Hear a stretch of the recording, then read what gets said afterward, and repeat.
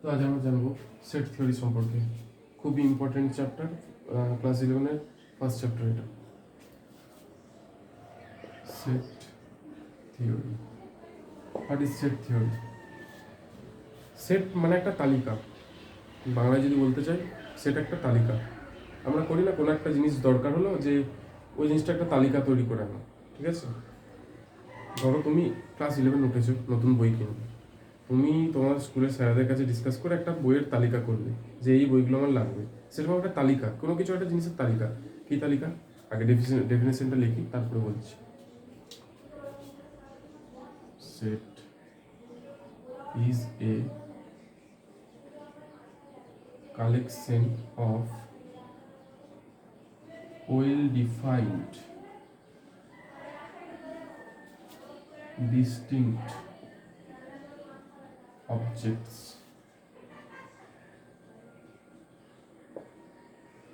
ঠিক আছে?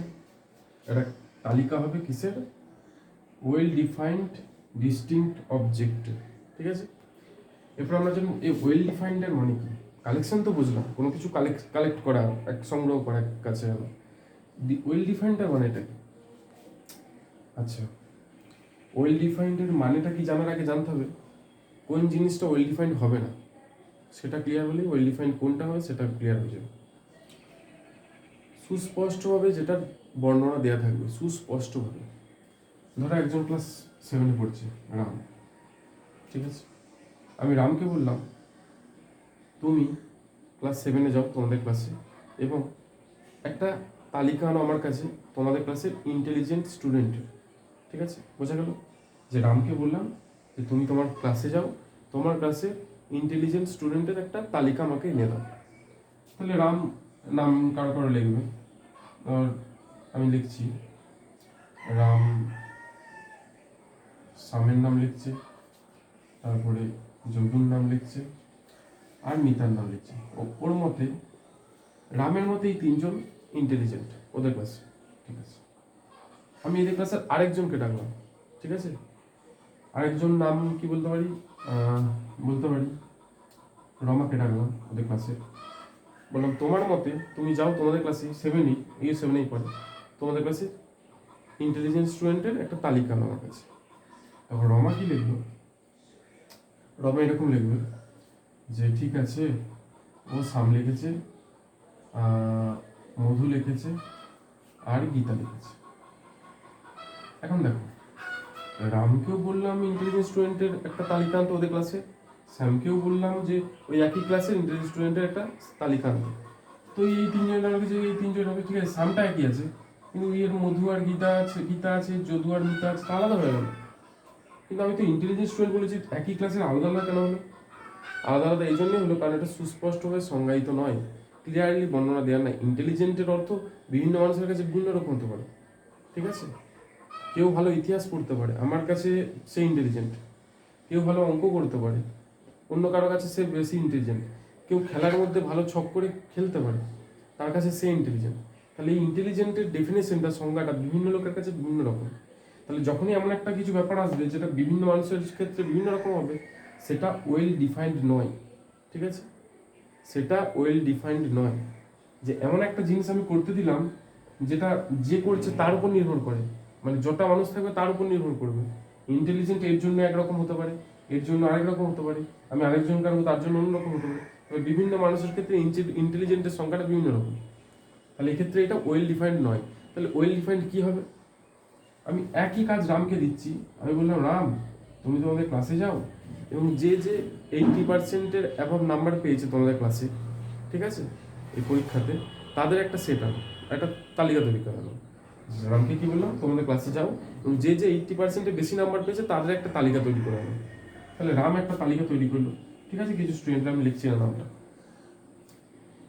বা নামটা লিখেই দিচ্ছি আমি। কি লিখবো?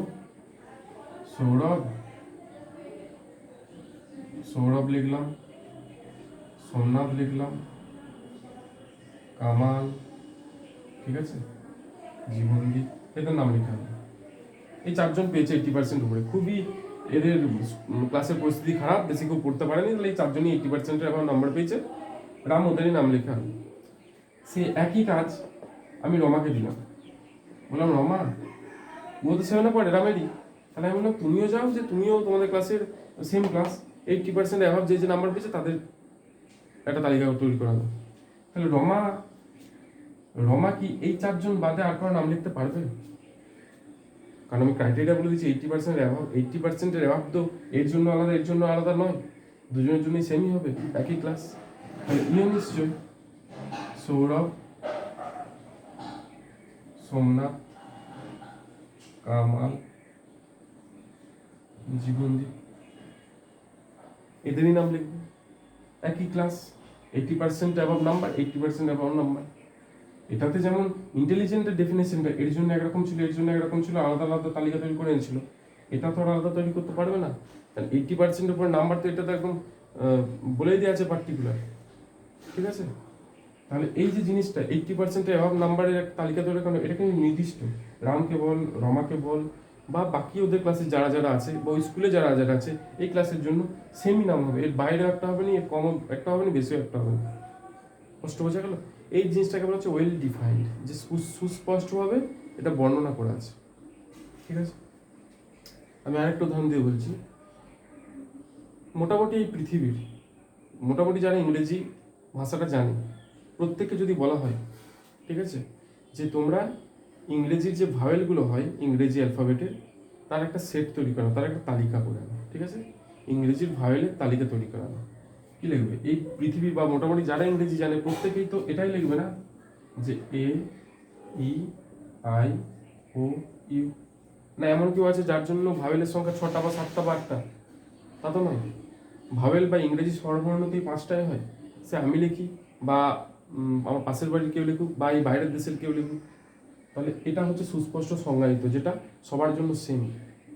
যেটা সবার জন্য আলাদা আলাদা হচ্ছিল সেটা কিন্তু ওয়েল ডিফাইন্ড নয়, যেটা সবার জন্য সেম, এটা এটা এটা, এটাকে বলা হচ্ছে ওয়েল ডিফাইন্ড বা সুস্পষ্টভাবে সংজ্ঞায়িত, ঠিক আছে? তাহলে সেট আমি কিভাবে লিখবো? সেটা আমি লিখবো এই কার্লি ব্র্যাকেটের মধ্যে, যেটাকে আমরা দ্বিতীয় বন্ধনী বলি, এবং প্রতিটা এলিমেন্টকে কমা দিয়ে দিয়ে লিখবো, এগুলো হচ্ছে একটা এলিমেন্ট, ঠিক আছে? সেটার একটা উপাদান, ঠিক আছে? তাহলে এগুলো কার্লি ব্র্যাকেটের মধ্যে লিখবো, এভাবে সেটকে ডিফাইন করা, এবং ওয়েল ডিফাইন্ড হতে হবে। এগুলো সেট হবে না, এগুলো সেট হবে, এটা হবে, এটা হবে, এটা হবে, ঠিক আছে? ওয়েল ডিফাইন্ড বোঝা গেল।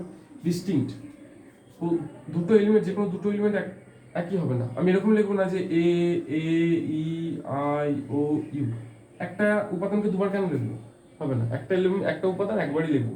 ওর জন্য বলছে ডিস্টিংক্ট, প্রতিটা উপাদান একটা একে একে অপরের থেকে আলাদা আলাদা হবে, ঠিক আছে? তাহলে বোঝা গেল যে সেট কাকে বলে? সেট হচ্ছে একটা তালিকা যেটা ওয়েল ডিফাইন্ড থাকবে এবং ডিস্টিংক্ট হবে, ঠিক আছে, কিছু উপাদানে।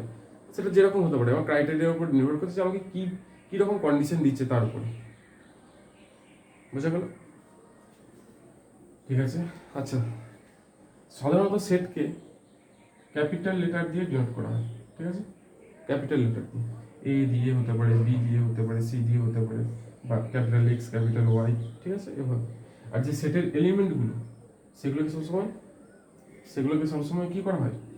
স্মল লেটার দিয়ে লেখা হয়, যে স্মল এ, স্মল বি, স্মল সি, ঠিক আছে? এটা উপাদান ভিতরে থাকবে।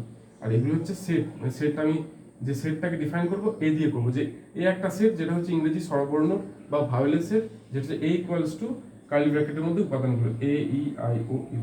ক্লিয়ার? সেটকে এভাবে ডিফাইন করা হয়।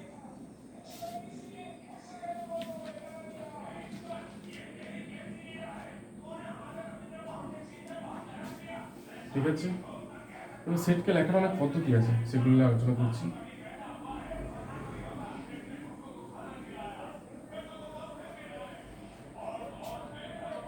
একটা হচ্ছে রোস্টার পদ্ধতি, সেটকে লেখা হয় দুভাবে। একটা হচ্ছে রোস্টার পদ্ধতি, রোস্টার মেথড, আর একটা হচ্ছে সেট বিল্ডার মেথড।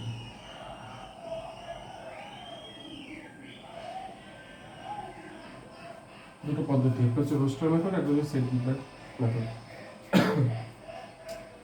ঠিক আছে, কীভাবে তাহলে লিখবো? যেমন আমি এখানে একটা সেট লিখলাম, সেটে 1 2 3 4 5, ঠিক আছে? প্রতিটা এলিমেন্টকে আলাদা আলাদা করে আমি লিখে দিয়েছি সেটটার মধ্যে, 1 2 3 4 5। এখন কে বলতে পারবে আমাকে ন্যাচারাল নাম্বার ন্যাচারাল নাম্বার কাকে বলে? স্বাভাবিক সংখ্যা। আমরা ছোট থেকে পড়ে আসছি স্বাভাবিক সংখ্যা। স্বাভাবিক সংখ্যা হচ্ছে ক্যাপিটাল এন দিয়ে ডিনোট করা হয়, 1 থেকে শুরু হবে এবং পজিটিভ দিকে অসীম পর্যন্ত বিস্তৃত। এই 1, 2, 3, ঠিক আছে? এর মাঝে দশমিক, ভগ্নাংশ কোনো কিছু নেব না। যে এই সংখ্যাগুলো এগুলোকে বলা হচ্ছে স্বাভাবিক সংখ্যা, ন্যাচারাল নাম্বার। শূন্য থাকে না, 1 থেকে শুরু হয়, পজিটিভ দিকে অসীম পর্যন্ত, এটা হচ্ছে স্বাভাবিক সংখ্যা সি। তাহলে এই 1, 2, 3, 4, 5 আমি যতগুলো লিখছি এগুলো সব তো স্বাভাবিক সংখ্যা, ঠিক আছে? সব স্বাভাবিক সংখ্যা, ঠিক আছে। এখন রোস্টার মেথডে হচ্ছে প্রতিটা এলিমেন্টকে আলাদা আলাদা করে উল্লেখ করে দেওয়া, লিখে দেওয়া। আর সেট বিল্ডার পদ্ধতিতে আমি যদি সেট এটাকে লিখতে চাই, এভাবে লিখবো এক্স একটা এলিমেন্ট এমন যে x belongs to natural number, extra স্বাভাবিক সংখ্যার মধ্যে থাকবে, অ্যান্ড এক্সটা যেটা হবে